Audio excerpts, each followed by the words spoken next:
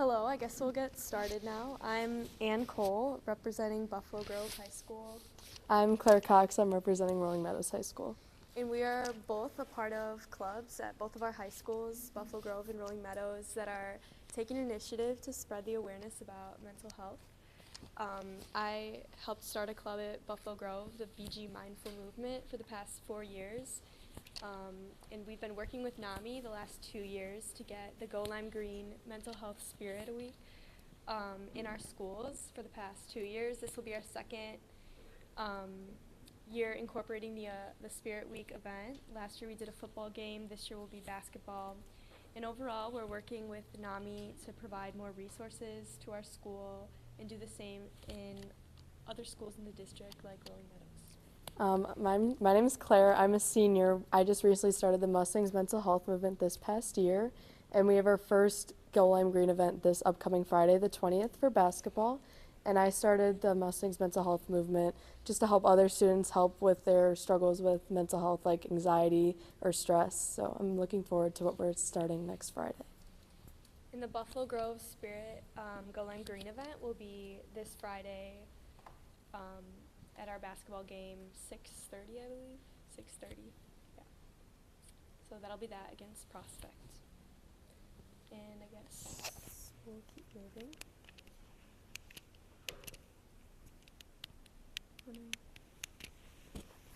Try this one. I got it. Oh, thank you. Okay. We'll continue on the night hearing from NAMI members. So next we have Bree Hoekstra. Ooh, sorry. Oh my goodness. Okay, let's see. There we go. Hi, everybody. My name is Bree Hoekstra. I am the program director at NAMI Cook County North Suburban. If you've never heard of us before, NAMI stands for the National Alliance on Mental Illness. We are the nation's largest grassroots mental health organization. We provide public awareness, no-cost support, and online and in-person programs. Sorry, here we go. This is touchy, man. There we go. Okay, so at NAMI, one thing that sets us apart from every other mental health not-for-profit is that we are a peer-based organization. So we don't necessarily have clinicians or social workers on our team or who help support us. We are people that have lived experience. So either me, myself, I have a mental health condition, or my loved one may have a mental health condition. And so that kind of just provides us with a different type of perspective than maybe you would have if you have gotten that traditional educational background. And so at CCNS stands for Cook County North Suburban. And so if we are in any of these areas that you see on the screen, that would be our affiliate that you would go to if you were in need of some additional supports. We have also partnered for the purpose of Go Lime Green Week at Rolling Meadows and Buffalo Grove. We partnered with NAMI Northwest, and they essentially do the same thing. Some of the programs may be a little bit different, so if you do want some more clarification on that, I'd be more than happy to share that with you. But the things that we offer, I'm so sorry, here we go. Here we go. We offer support groups, classes, and we also have resources that we share with our community. So when we think about our support groups, we have a bunch. We have a ton that goes on weekly. Everything that we do is free of charge, so no cost to come to our groups. It is led by 2 trained facilitators that have been trained through the state. So they go through a pretty extensive, pretty rigorous 2-day training in order to provide those types of supports. And some that we have 2 going on right now for people who do have a mental health condition. We also have a grief and loss support group. We have one for family members who are supporting their loved ones. We have a veterans, and I know NAMI Northwest has an LGBTQIA+ support group. Most of our support groups, if not all of them, are for individuals 18 and older. However, we do have a parent of teens support group. It will be for, individuals 18 and older, but it will be there to support you if you do have a teen who may need that additional help. Some of the education that we do, again, everything we offer is free of charge. So if you are interested in any of these programs, we do require some registration, as some of our classes fill up very, very quickly. But we do have a family-to-family class, and we actually have one launching pretty shortly. I think it's in the first week in January. And it is a 9-week free course for family members who are caring for their loved one with a mental health condition. Again, this is led by 2 trained teachers who go through extensive state training in order to facilitate that class. Our basics class, which is the second one you see, that one is an online self-paced. So if you don't want to take 2.5 hours on a weekly basis out of your day, you can do this one online at your own pace. We also have some programs where people come and just share their stories. And Ending the Silence, In Our Own Voice is one that's for 18 plus, but Ending the Silence is the one that we do in schools. And we're gonna talk a little bit more about that program that we have done already at Buffalo Grove High School, and NAMI Northwest facilitated it at Rolling Meadows High School. So we'll go into that towards the end of this presentation. And then we have some NAMI CCNS specific programs that we offer in high schools as well. So if you're a social worker or if you're a teacher and you are in need of some additional programming as either curriculum or supplemental curriculum, we can have a conversation around what we offer. And then we also provide training for youth mental health first aid and teen. So youth mental health first aid, Heather in the front is our teacher for that. It is for individuals who work with youth. 10% of the adults have to be trained in youth in order for the teens to receive teen mental health first aid. Typically, we hold that at the public library that is in your community. All right, sorry, I keep going backwards. Okay, resources. So we do offer resources. We have a resource line that is available to you. So in the event we do not offer some supports that you are in need of, we can refer you to a place where they can provide that for you. We also are a part of community meetings where we meet with other agencies, other community leaders to discuss the needs of the community and how we can best work together to support them. And then finally, we have webinars that we hold on a monthly basis that are from professionals in the field of interest who come and speak on specific topics. We have one coming up on December 18th if you are interested.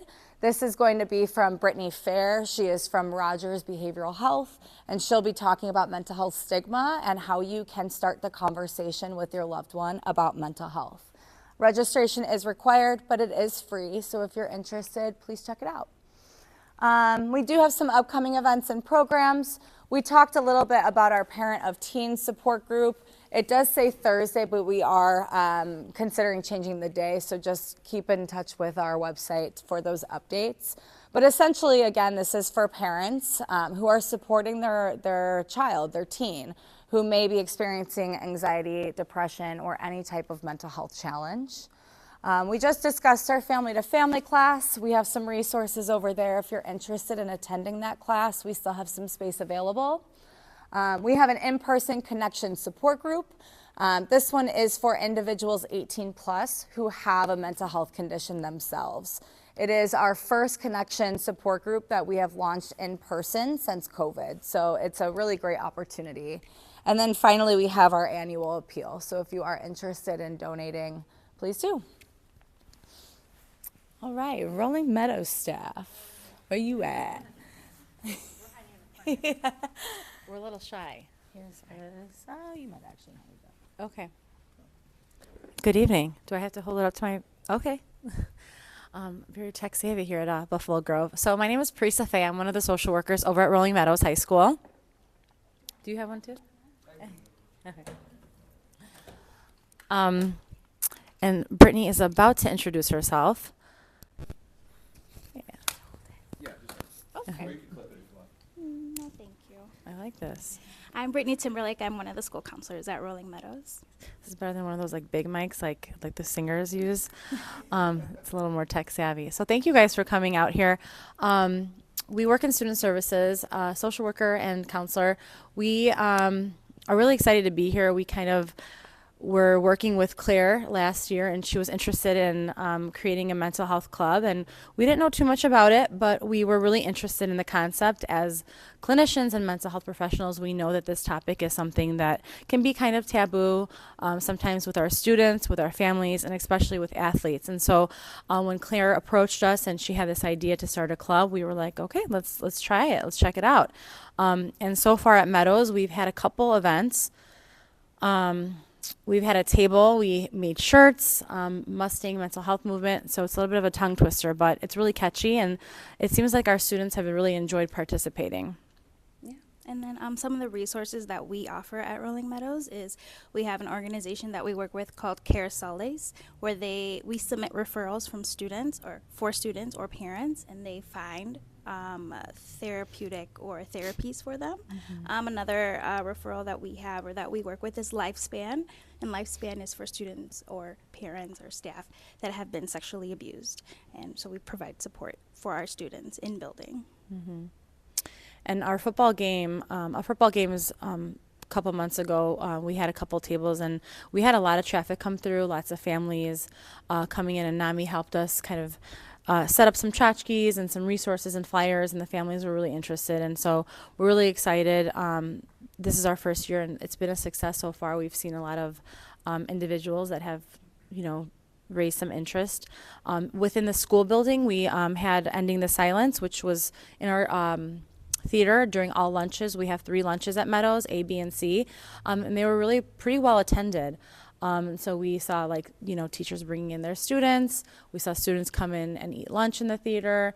And it just seems like information that the students really were navigating towards obtaining some information. So between the psychoeducational component and the resources, we found it really beneficial, and we're excited to continue the momentum.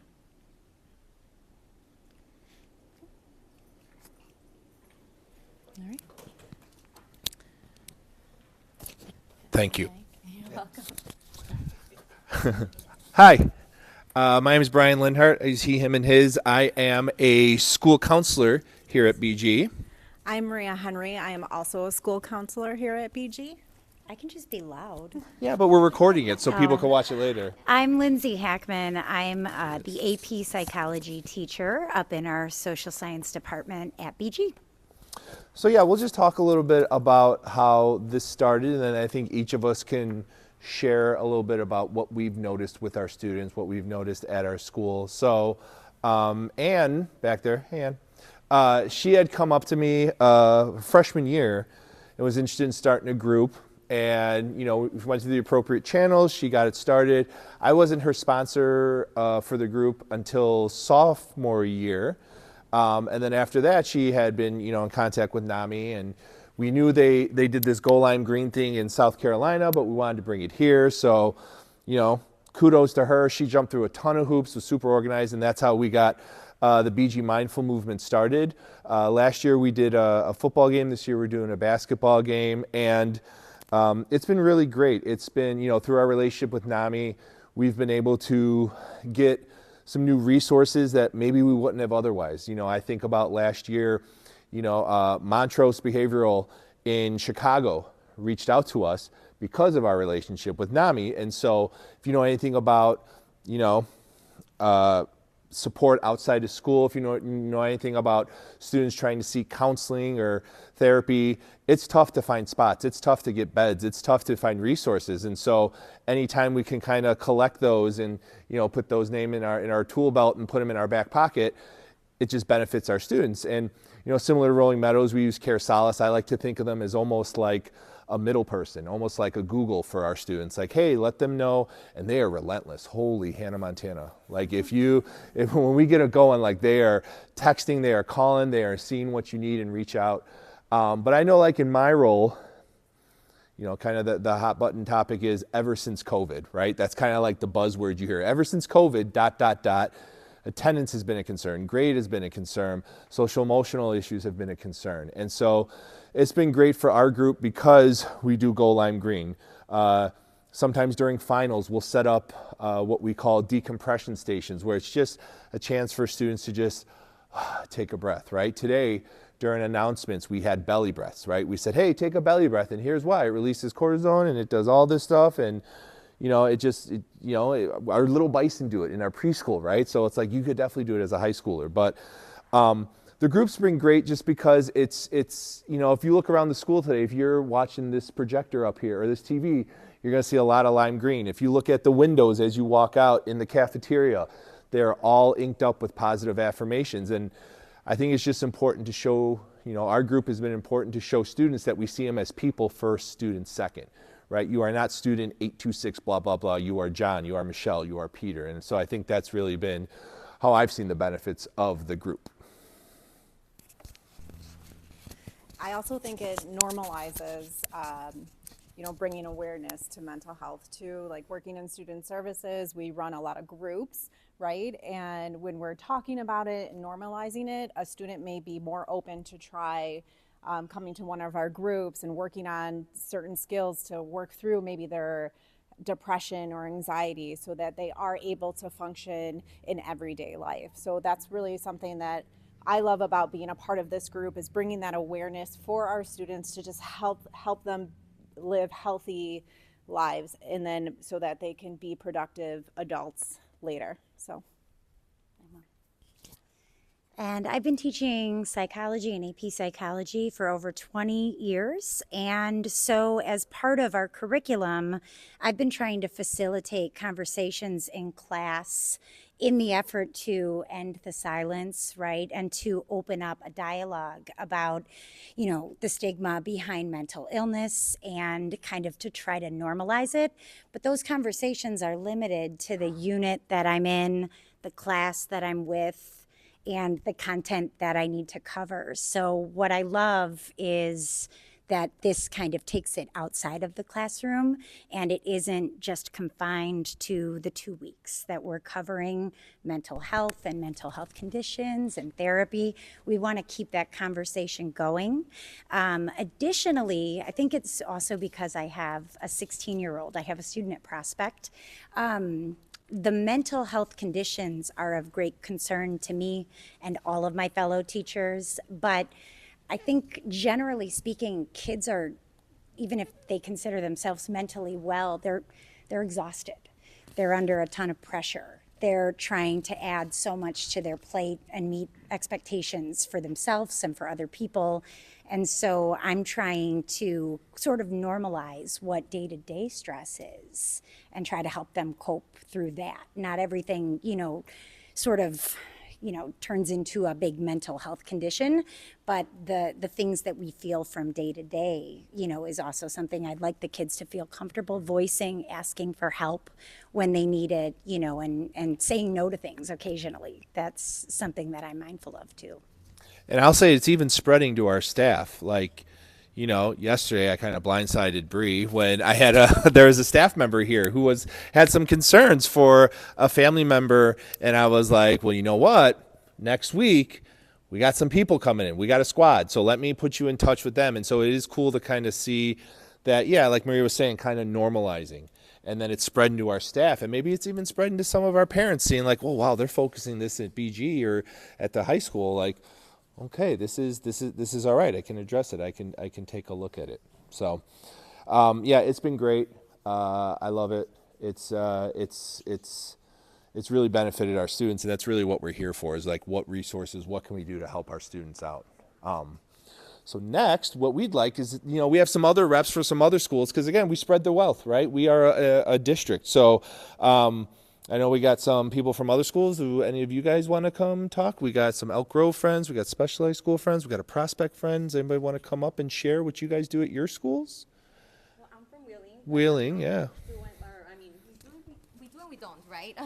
But I think this would be a great initiative to also start at Wheeling High School as well. And I would like to work together and see what could happen potentially in the future, because this is really nice.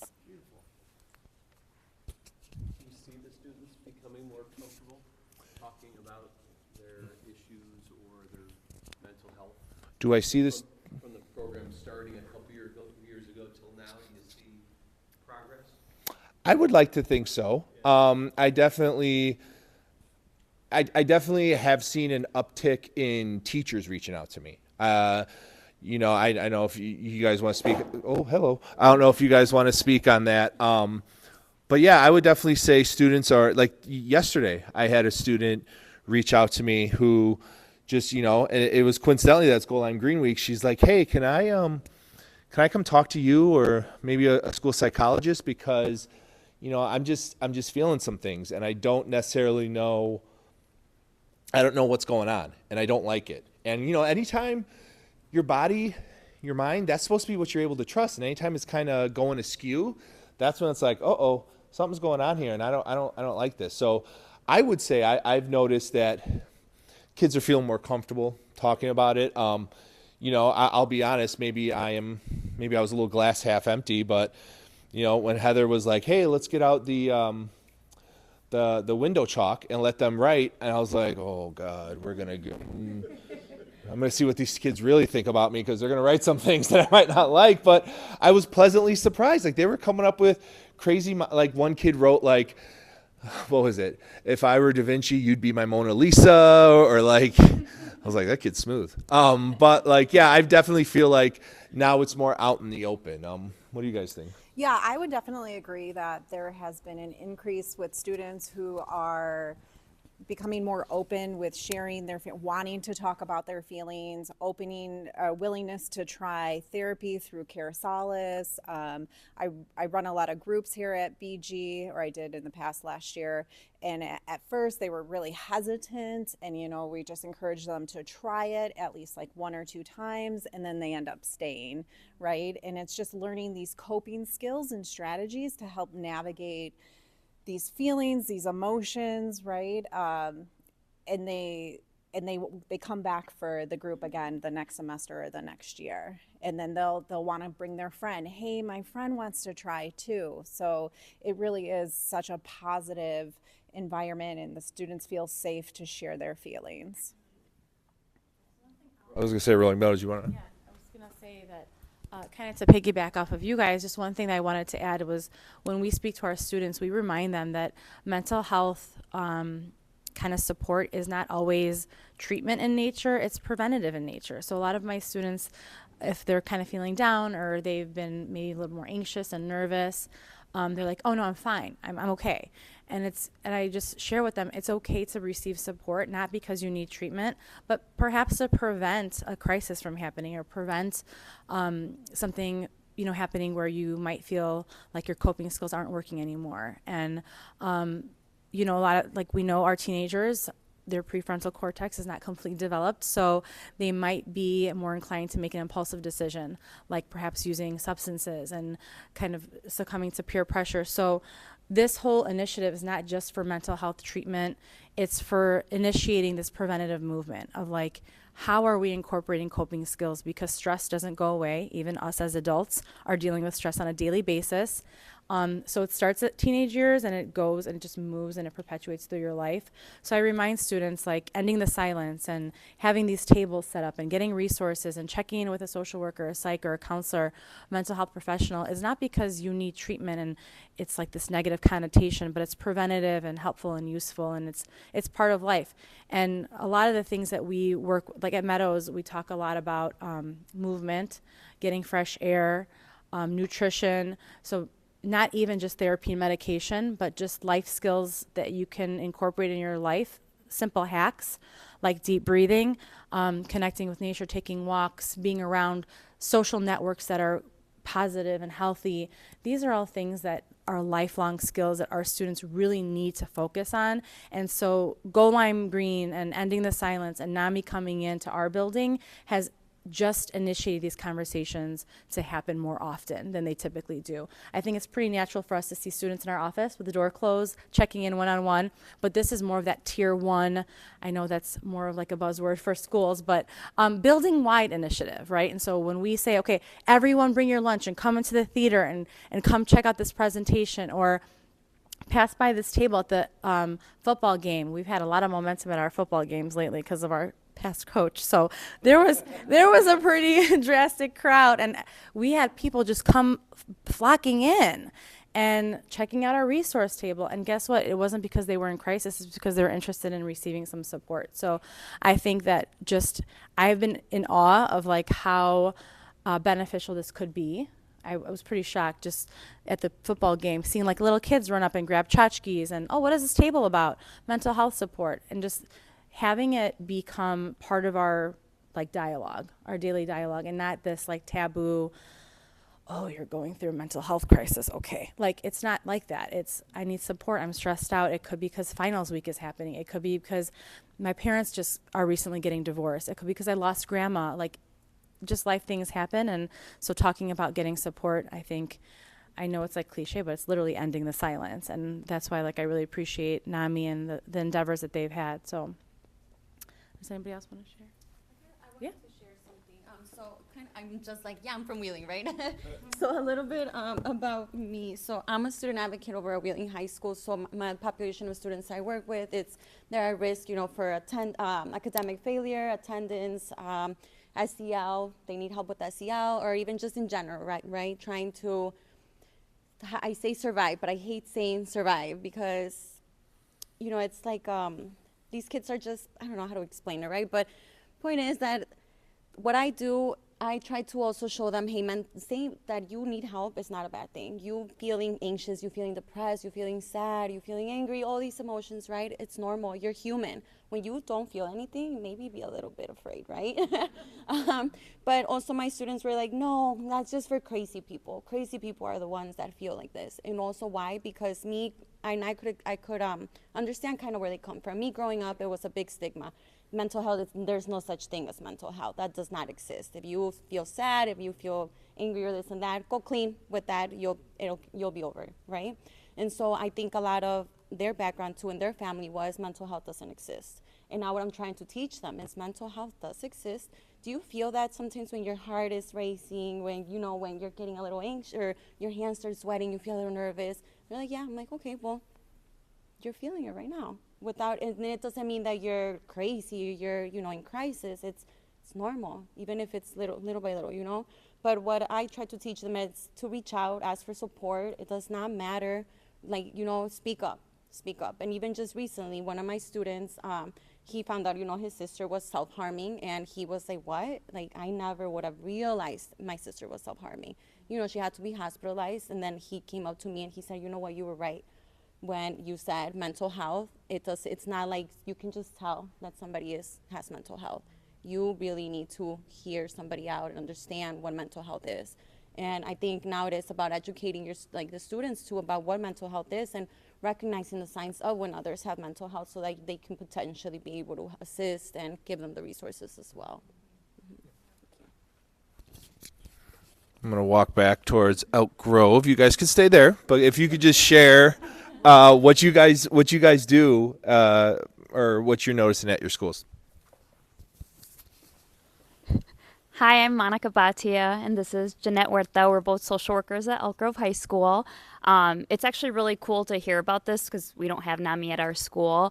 I feel like, and you can jump in whenever, rather than school-wide things, we do a lot more small group, tier 2, tier 3 things. We have Omni Behavioral Health that we partner with that come in and do 2 different groups, a substance use group, and then I believe like an anxiety depression group once a week to help some of our kids. We also partner with Ascension. We have a therapist that comes in once a week to help some of our kiddos. And then just within our student services, we do a lot of different types of groups to address SEL concerns, but it's really great to hear about a school-wide initiative, again, just as you guys have all said, to just normalize mental illness and mental health among all students and staff members, and just a more proactive approach. I feel like all of these things are more after something happens, what kind of support can we provide? But I feel like it's really great to see how maybe we can incorporate some more of this as a preventative and informative approach. You might think. I feel like we're also really lucky because we're kind of in this hub between Kenneth Young Center and Elk Grove Township that provide services geared towards counseling and mental health. So we're really lucky that if we can't in-house do something to support our students, we can definitely refer out, and we know that something that they are going to receive services that they need. Another thing that I was just thinking about, I sponsor a a club called YAC. It stands for Youth Advocates for Change. And last year we had a week-long awareness for national prevention. So the focus was on substance use and mental health and how those two coincide. And it's awesome, I think, when the students kind of take it and run with it. Because I think it's one thing when adults talk to the students about, like, tell me what's going, I feel like it can come off as, tell me what's going on, you know? But when the students are the ones participating in these school-wide events, I think it reaches different students. And so I think that this is awesome because, you know, I just think when the students can speak their language, I feel like they can reach more. And so I'm not saying that we can't do the same, but it's just different when it comes from a peer. So it's very awesome. Thank you for having us. Thank you. Lori, you want to tell us what you guys do at the specialized schools? So I work at the academy, but I could tell you all a little bit about what all of the programs kind of at the specialized schools offer. We have students from all over the district, so we also partner with a lot of places like Kenneth Young or Omni or Elk Grove Township for a lot of these resources. I know I was here last year at the event and I took some of these flyers, and when I'm at either parent meetings or IEP meetings, it's been really helpful for parents to also be aware about NAMI's support groups for parents, since I work with students with mental illness. So I think it's incredible the work that they're doing, and also like the workshops that they offer for classrooms or groups. But yeah, we also offer groups. Kenneth Young comes in and does some mentoring with our students, and Kenneth Young always puts like posters about like mental health. We have Mental Health Week. In May, like we do Mental Health Month. So try to incorporate and try to the stigma of talking about you know, our well-being and our feelings and emotions. Thank you. You want to tell us what goes on at Prospect? Oh, you got one. Wow, you bougie over here.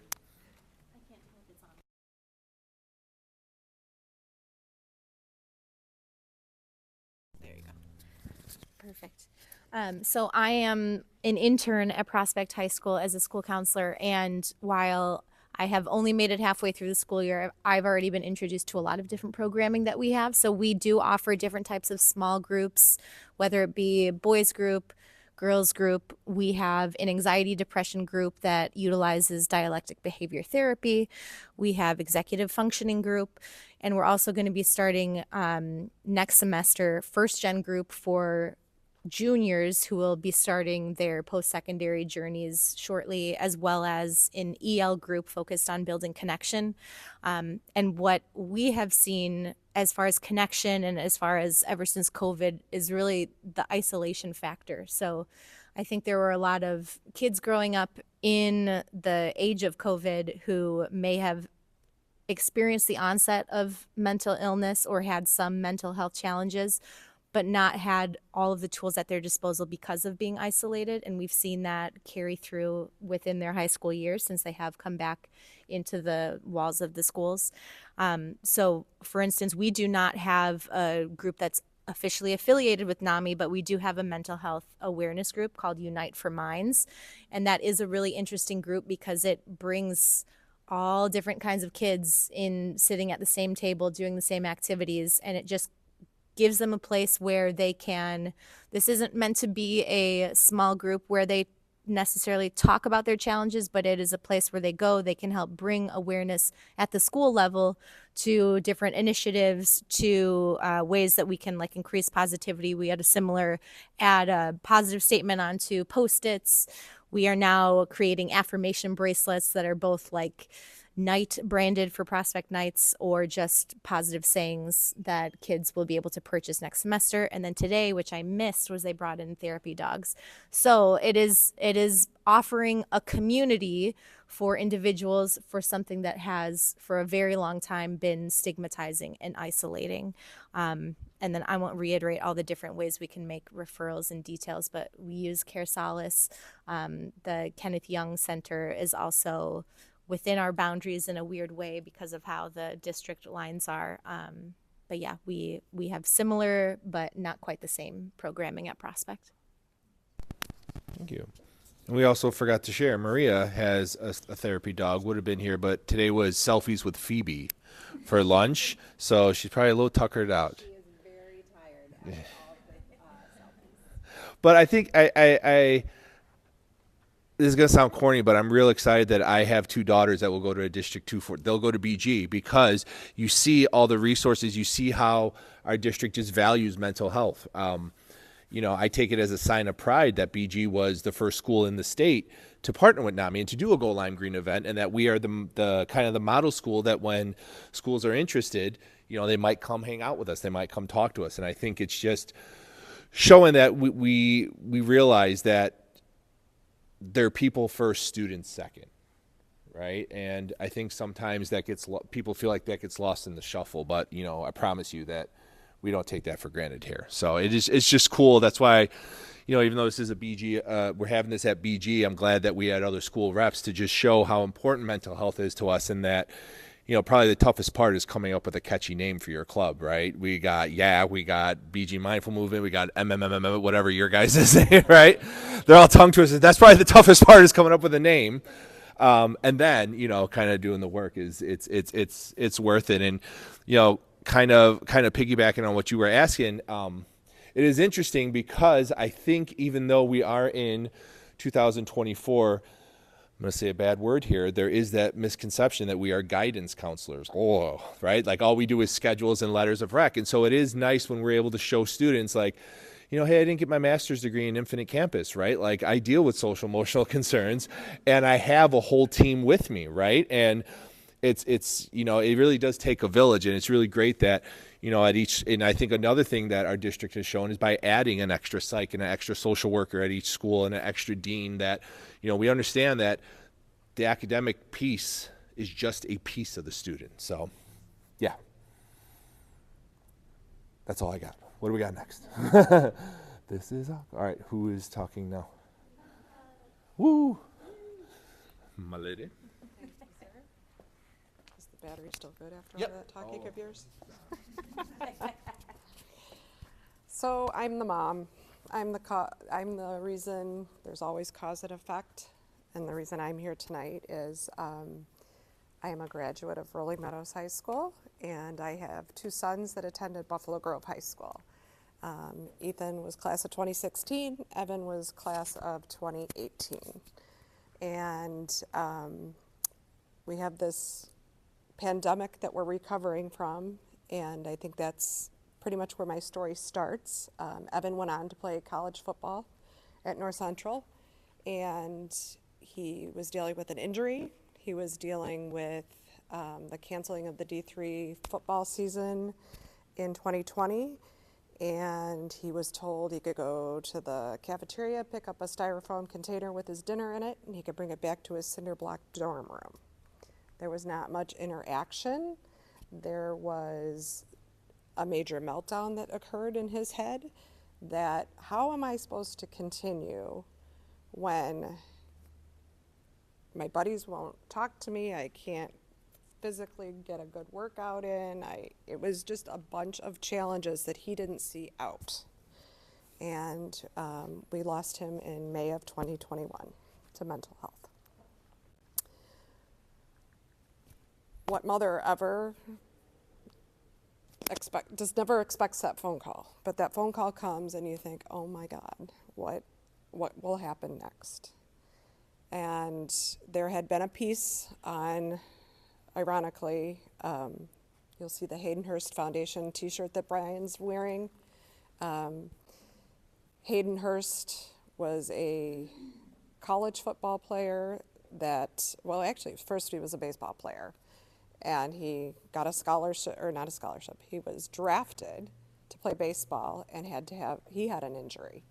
And so he said, I can't do baseball anymore. So he said, why don't I walk on to South Carolina football? And he did, freshman year, wasn't going great, and found himself using drugs, and he attempted his life and survived. He went on to play 3 more years at South Carolina and was drafted by the Baltimore Ravens. I don't know what year that is. His mom's not here tonight, but she's a very dear friend now.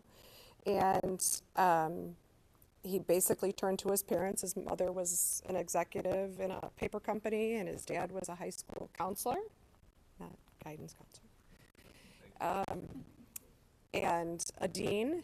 And he turned to them and he said, I want you to run my foundation. And okay, great. We're going to start the Haydenhurst Foundation, and we want social emotional learning wherever we can put it. That was his goal. He wanted other students to have the tools in which he felt he didn't have and didn't build. So there's Haydenhurst. Holinsky's Hope. I was out to dinner last night with Kim Holinsky, and their son was the quarterback at Washington State and had this phenomenal game, top of the, she's got pictures of him being carried off the field like every hero of a quarterback can be sometimes. And it wasn't enough for him, and he ended his life 6 weeks later. Same here is another group that he too was a student athlete at one point in his life, worked for some different professional sports teams, and just saw this need that was missing. The student athlete was missing something. So put all this together, I guess just going back to the Haydenhurst Foundation, I had seen Hayden's piece. He did a piece with the Atlanta Falcons that basically he went raw and said, this happened to me, I was at my lowest low, but I knew there were ways that I could get myself out of this. And through his counselor, his doctors, whatever, he came back from it. And I remember sharing that piece with Evan when we were struggling at home and didn't know where to turn. And it, again, I hate to say it was COVID, but it was. And I didn't know about NAMI. So I come to you today as part of this community, having grown up here, having raised my family here, to say, let's talk about it. Let's break down the stigma. So after that phone call of learning that Evan had passed, I can remember saying to my mom and dad, like, I don't want flowers.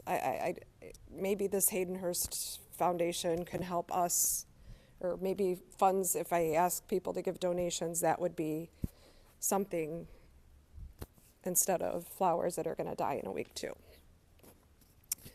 So Kathy Hurst, like I said, is a dear friend, Hayden's mother, and she said, well, why would you, we've received all this money on behalf of Evan, why would you spend this money in South Carolina? Why not take it to your community and share what they have developed? And so that's where we came up with Go Lime Green. And as Brian and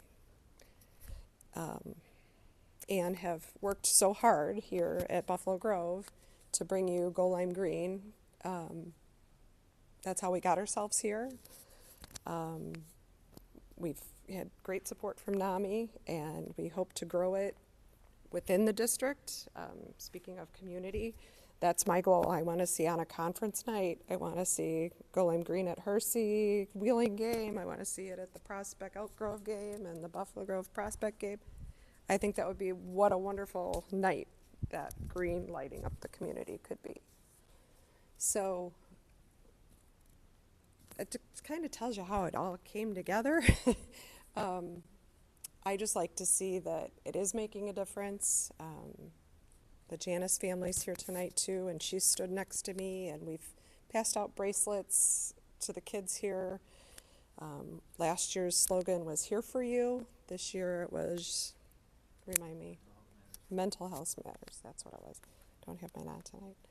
And it is all about community, and I'm just grateful for your support and all of those of you from the different schools. Thank you for being a part of it, and we've got great people here in front that'll keep it going, hopefully. So thanks for all that you youth do too. And Claire's my new guinea pig. She sure is. Thank you, Kendra. Okay, so what exactly is Go Lime Green? I feel like you can kind of pick out what it is, but just to clarify even further, Go Lime Green is a student-led program. I remember you at Rolling Meadows. What was your name again? I'm Jeanette from Elk Grove. Jeanette from Elk Grove. I'm sorry. Jeanette from Elk Grove was talking about, you know, peers and students helping each other and leading with each other and starting these conversations with each other. Well, that's exactly what Go Lime Green is. It's a chance for peers to empower each other and to start that community, that conversation, to normalize the conversation surrounding mental health. And so we kind of do this in 3 separate ways: through education, engagement, and action. The education piece really does come from community night, which is what you are a part of right now, as well as the Ending the Silence program that we provide in the schools. We also have the resources available to you. The engagement, obviously starting that conversation, right? During the Ending the Silence program, you'll hear a little bit about that from Heather, but we do talk about how to start that conversation. A lot of the resources that NAMI has to offer really does fall into that line of how do we start the conversation? How do we get it going? Because that's the first step of getting help. And then finally, action, just kind of like what we're doing here now. We talk about the resources available within the school, within the community, with the students during that week. Okay, so this is the statistics that came from the CDC. Pretty alarming stuff. I highlighted the ones that I thought personally was the most alarming, and that's not to dismiss the other ones. But 67% of students feel pressured to keep feelings to themselves. That's a lot of kids just keeping it in, right? Silently struggling, not talking about it. 67% pretend to do better than they're actually doing, right?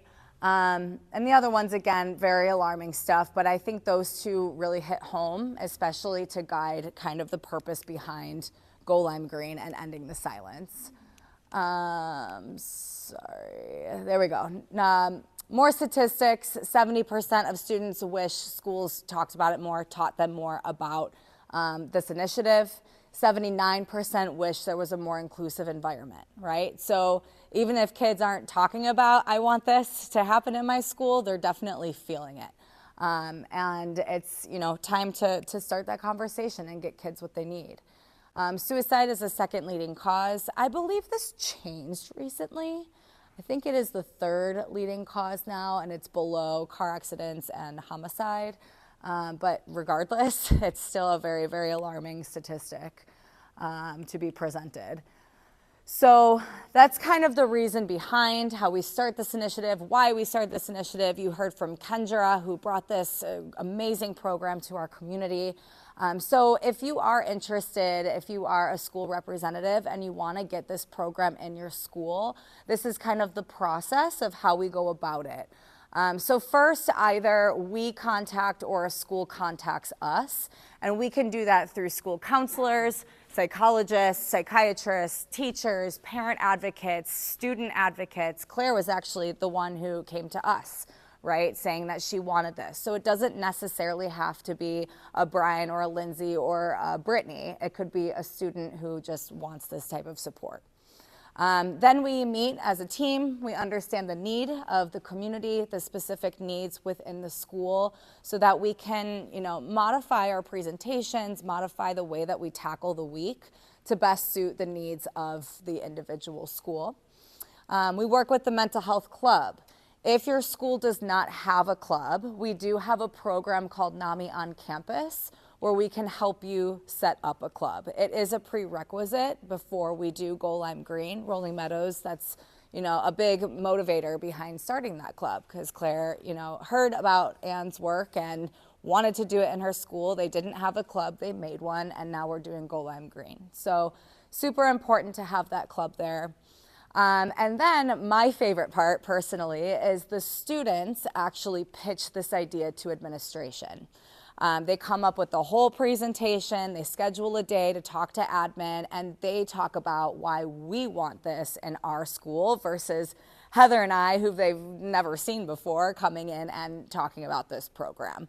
It's a really easy, I shouldn't say easy, it's a more effective way to get this initiative in the school if it's coming from student voice. And then we provide the school with data. And I will let Heather talk a little bit on ending the silence. Hi all. So ending the silence is reached through 20% of the student body. It's one of the other part of the prerequisites that the school that we provide this program to the students. What we like to do is typically do the sophomores, and that's what we've been doing at BG for the last 2 years. We like to do it during the week of Go Lime Green, but at BG we come in the fall and then we come in the spring as well. And what happens during that time that we're talking to 20% of the student body is we have typically an adult speaker that will go through a PowerPoint that highlights some of, I'm sorry, I can't remember your name.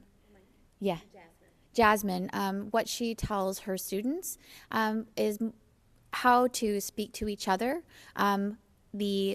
what a mental health condition is, signs that a mental health condition could be coming on, and to recognize that within your friends, and then who to go talk to. Typically that ends up with an adult or other resources. We do provide the students resources for themselves as well, other than just going and speaking to an adult. And we can also tell the students within that school who that they can also go speak to as well, because we work in many different kinds of schools at Niles West and here at BG, and then we'll be at Rolling Meadows as well. And after that presentation by the adult speaker, who also either has a family member that lives with a mental health condition or has one themselves, they typically speak within that. Our one presenter here, her name is Tina. She has her own mental health condition, but her daughter does as well, and is able to speak on her daughter's story, where she goes to her college and picks her up, and then she seeks treatment, which I think is important for students to hear about how their other parents have reacted. And then we have a young adult come in, speaker, that tells about their story exclusively. They're typically 18 to 25. We have one that we'll show you in just a minute. So we have a video next.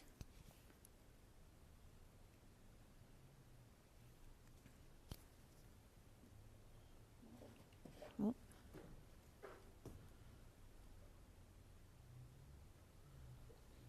1 in 6 youth aged 6 to 17 experience a mental health condition each year, and 50% of youth don't get treatment.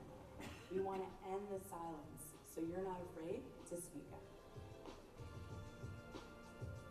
Mental health is health.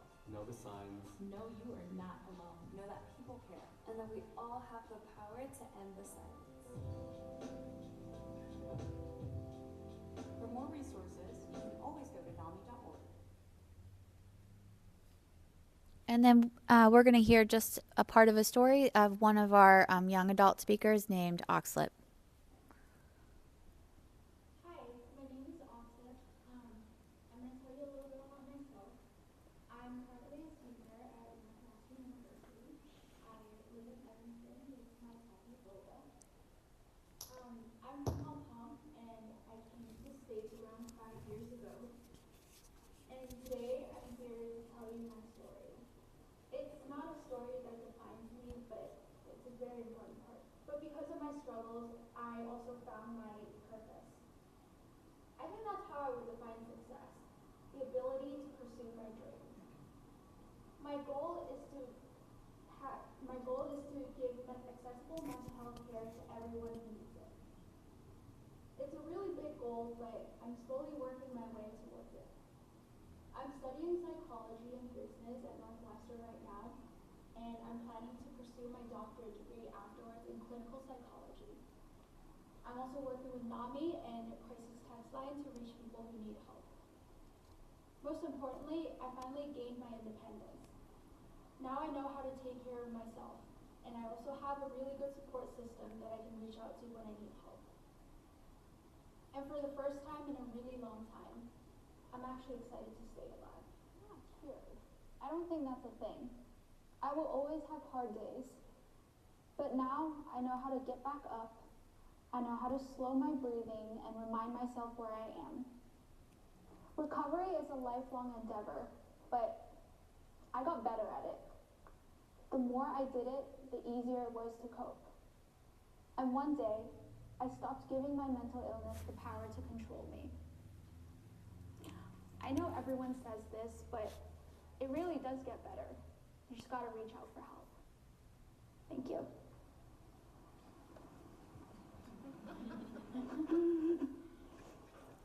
Want to answer some questions for me? Oh, sorry, I forgot. I got too excited, okay?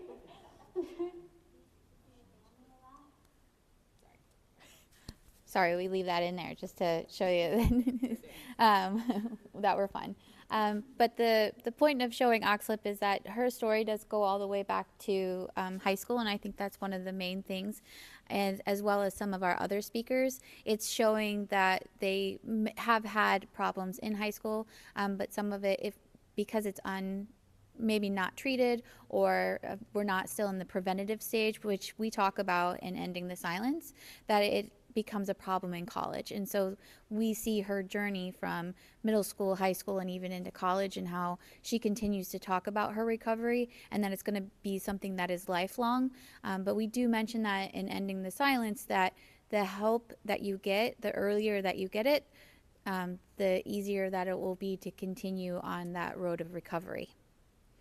So these are some of the statistics from Ending the Silence that we had last year with Buffalo Grove. We presented it to 1,254 students. 92.4% knew that the early warning signs were as a result. 91.5% learned how to help a friend, a family member, or themselves if they notice warning signs as a result of this program. And 91.14% would recommend this to a friend. And then some of the student activities that were last year were, especially and this year, were decorating the school, selling some t-shirts. At Niles West, they had a gratitude wall. This year we're doing journaling, puzzles, and having fidget toys. We've done some window chalk. Anything else anyone want to add? Anne or Brian, did I miss anything? Other than selfies with BB, of course. Oh, we're having Kona ice. Coloring, yes. And then, of course, we have community night, which you're all here a part of. And then last year was the football game, so we have pictures from that. And, of course, we'll be at the basketball game. We wanted to give a special thanks to FT Cares Foundation, as well as a special thanks to NAMI, Illinois. Your turn.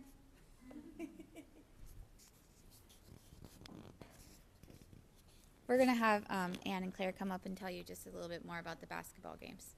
Yeah, I guess one last time we'll just clarify the dates in the game. For Buffalo Grove, this Friday again, the 13th, will be our basketball game. 6 o'clock, it'll be for both the boys and girls game, which is really exciting for us. Another lime green out. And then another exciting thing we have for our game is we'll have a 5th quarter event after, so we can continue spreading resources and celebrating the event after both of the games. So we're really looking forward to it. Yes, and then we at Rolling Meadows have a game next Friday on the 20th, and it's also lime green out, and it's also going to be between the boys varsity and the girls varsity. And they will also be wearing lime green warm-up shirts, and then we're going to have a lime green out as well. Yeah. So that's everything. Mm-hmm. Thank you. Any questions for, sorry, I keep shocking people. Any questions for NAMI, for BG, Rolling Meadows, Kendra, the girls, any questions?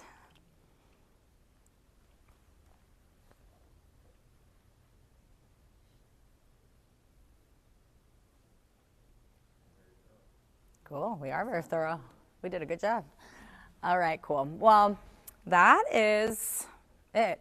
We had some contact information up there for you in the event you want to get in touch with NAMI or any of the supports within the high schools. We also have some NAMI CCNS resources in the corner over there. The family to family class is launching on January 5th, I believe. So if you are interested in that, please, please, please take that flyer. And other than that, that is all we have. We can stick around for a little bit if you do have personal questions. And yes. Shout out to you guys, NAMI, for being so resourceful and so supportive.